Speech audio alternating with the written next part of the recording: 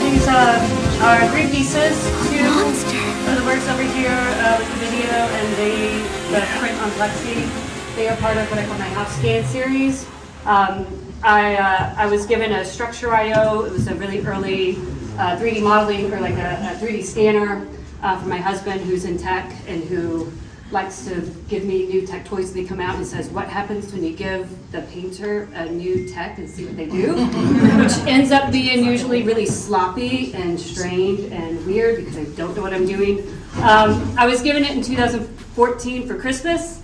And in January, my father had put the house up for sale that I'd grown up in. So I thought, well, I'm just going to scan the entire house. I have this new tool. I just learned how to use Modo, which is like Maya, a 3D modeling program. And I was like, I'm just going to put the whole house together in Maya and make the very last document of the house I grew up in, so my family and I can like have a virtual model to return to. And in doing that, I learned a lot about scanning and working in 3D modeling, but I also approached it as a painter, like what is it to paint these spaces, these virtual spaces, also very nostalgic spaces, places and memories, and which are captured really crudely with a scanner, which many of us now have on our phones. And what's really interesting about them is they're really expressionistic. If you scan a room, you're scanning all of the shadows that are projected there. So I was also like, wow, this is almost like my German expressionist house, right? Like German expressionist video. So this right here, these are 4 little clips of the second floor of the house where I grew up in. These are 4 bedrooms and a bathroom. I know what I'm seeing. I know this is really, really abstract. It scans in polygons, which anyone who knows me as a painter knows I love hard edges and polygons. So aesthetically, it's very exciting.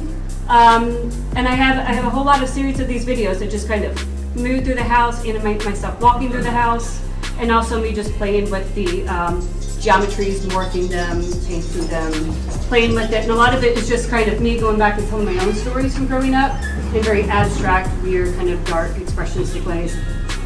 This right here is a print from the outdoors area, which is the garden scene. Kind of shows the aesthetic of how the scan, those polygons. I find it really beautiful and exciting. It's also on a rotating frame, so it can rotate 360 degrees. Right? And part of the reason, what I liked about the 3D modeling is you really get to push and play and deform the house. You can't do that in real life, but in these virtual spaces, you can really deform these surfaces. So my first deformation was just to give something that turns around in space. We're hoping to really expand on that and find stretchy materials to print on and see what's possible. This right here is something I did in 2015, I believe. This is Waterfront Park. I just came back here, had a baby. I was like, I'm just scanning all of Waterfront Park and I'm going to animate it, which was a really bad idea. So I just did a few trees, animated a few of them, and this is the only animated tree I did. Thank you.